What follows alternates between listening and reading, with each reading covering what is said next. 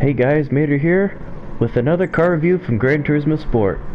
This time featuring probably one of the most significant LMPs in this entire series, the 1992 Nissan R92CP. And before I get started, I just want to say that this is probably one of my personal favorite LMPs of all time. And this car definitely has the numbers to back up those reasons why I like it. This car is the successor to the 1989 Nissan R89C, which was a very successful racing car back in that day.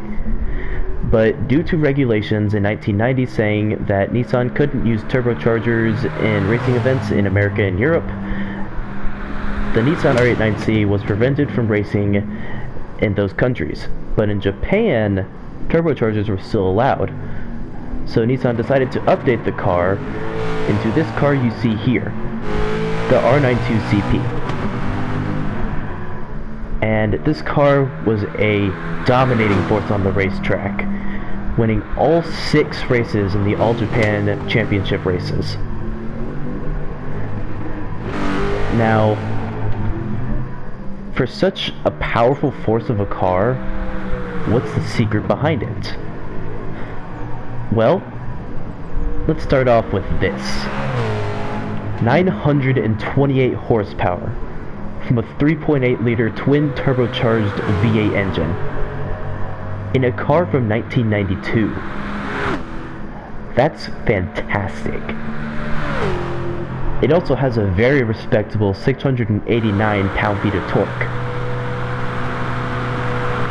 Now that, coupled with a very lightweight chassis, might I add, weighing only 900 kilograms.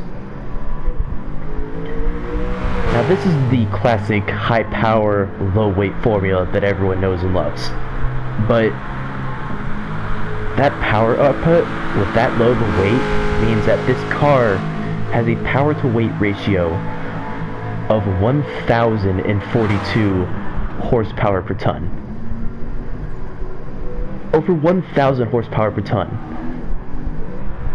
That outclasses most anything else in this game.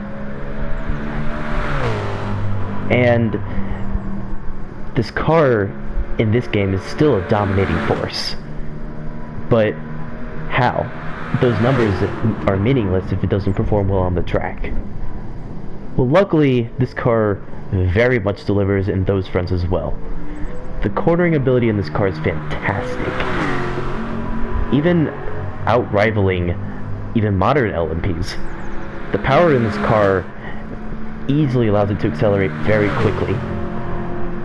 And this car can do over 240 miles an hour on the main straight here at Le Sarthe.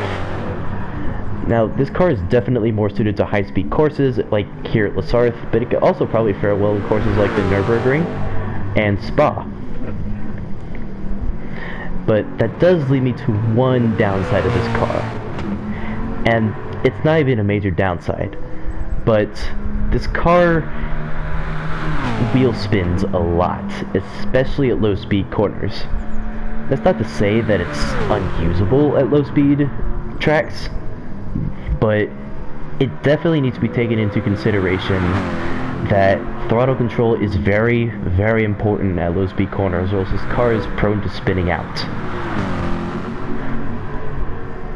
And with that being said, I wouldn't recommend this car for low speed courses because the wheel spin just might prevent it from doing as good as it would in high speed courses.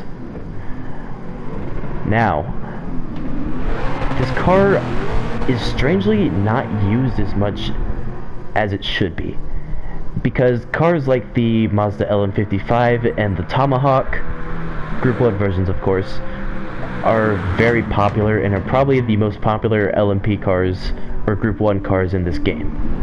But this car, if used right, can easily beat those two cars out, especially, like I said, at high-speed courses.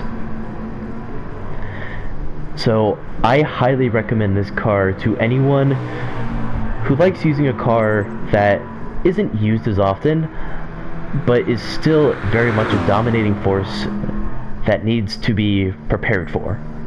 Because if you're not prepared for this car, you just might be utterly wiped out by this car's sheer power and cornering ability.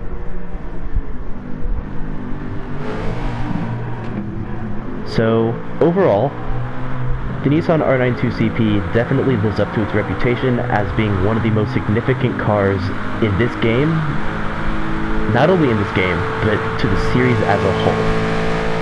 And for only $1 million in-game credits, this car is the cheapest it's ever been. In Gran Turismo 4, whenever this car was first introduced, buying it from the used car dealership with the black livery you see here was around 1.5 million.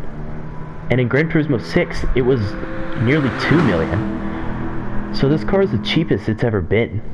And quite frankly, it's a steal because all Group 1 cars are defaulted to be bought at 1 million credits.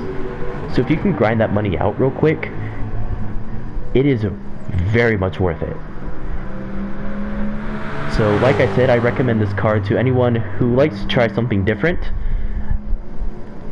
and just wants a fun car that's also competitive. So overall, that's my review for the 1992 Nissan R92CP. Definitely lives up to its reputation, and I highly recommend that anyone gives it a try. Thank you very much for watching. This is Mater, signing off.